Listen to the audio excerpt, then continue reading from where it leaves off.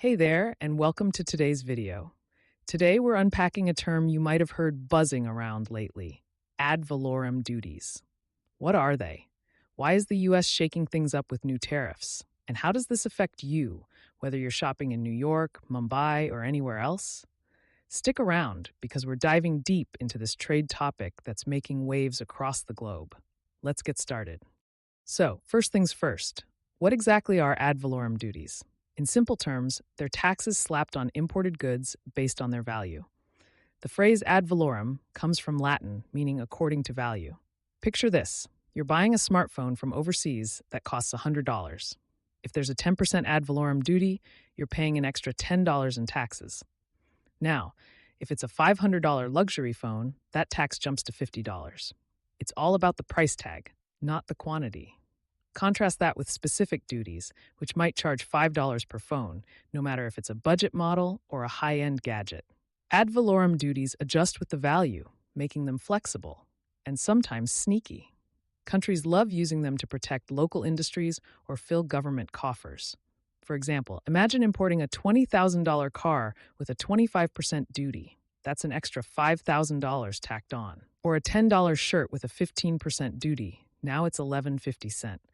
These taxes add up fast, and they're everywhere in global trade. But why are they suddenly in the spotlight? Let's take a closer look. Now, here's where it gets interesting. In April 2025, the US rolled out a bold new plan with an executive order that's turning heads. Starting April 5th, every imported good gets hit with a 10% ad valorem duty, no exceptions. Then, just days later on April 9th, they added reciprocal tariffs, an extra 27% on goods from India, 34% on China, and a whopping 46% on Vietnam. What's reciprocal mean? It's like the US saying, if you tax our lemonade stand, we're taxing yours back. For instance, the US charges just 2.5% on cars imported from India, but India slaps a 70% duty on American cars. So now the US is mirroring those high rates. This is a huge shift from history.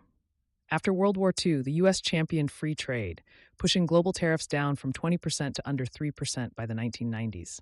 But with a trade deficit ballooning past $900 billion last year, they're switching gears. The goal? Protect American jobs and pressure other countries to lower their own tariffs. It's a gamble, and it's already stirring the pot globally. So what's the fallout? Let's zoom out. These new tariffs aren't just a U.S. story, they're a global shakeup. First off, trade disruption is real. Higher duties mean pricier imports, and that hits supply chains hard. Take Vietnam, a hub for cheap clothes and electronics. With a 46% tariff, that 20 jacket could jump to $29.20. Or India's shrimp exports. Add 27%, and your shrimp cocktail's getting fancy priced. Second, other countries might fire back. China could raise duties on U.S. soybeans, India on American almonds. It's a tit-for-tat that could spark a full-blown trade war. Third, there's economic uncertainty. If trade slows, growth stalls. Some economists predict U.S. GDP could dip to 1% or less in 2025. A recession red flag. It's like a domino effect. One tariff tips over, and soon global trade's wobbling. And then there's the World Trade Organization, the referee of global commerce. These reciprocal tariffs bend WTO rules, which say countries should treat all trading partners equally. Nations could sue the US, or worse, ditch the WTO system entirely. Chaos? Maybe. Let's see how this plays out in one key country, India. Let's zoom into India, a major player in this tariff tango. India sends over $80 billion in goods to the US each year. Think textiles, jewelry, shrimp, electronics. With the new 27% tariff, a $10 sari now costs $12.70 in American stores. A pound of shrimp that was $8?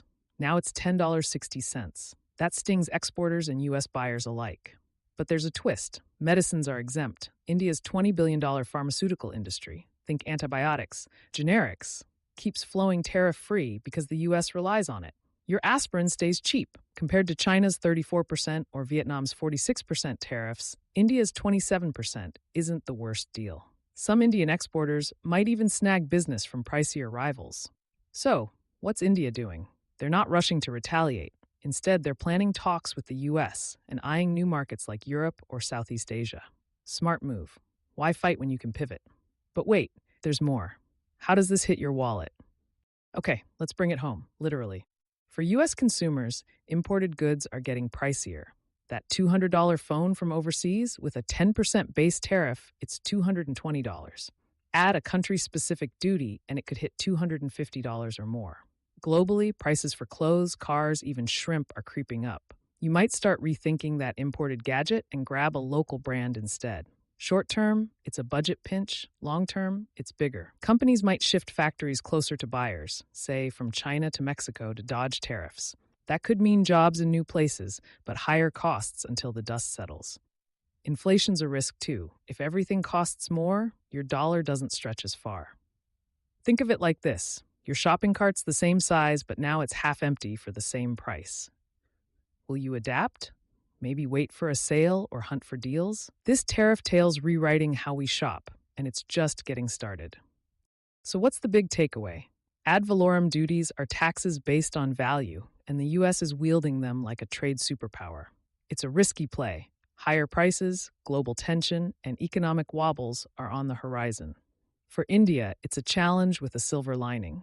For you, it's a pricier shopping trip with some long-term twists. How will this change what you buy? Will you shell out more for that imported phone or go local? Drop your thoughts in the comments. We'd love to hear.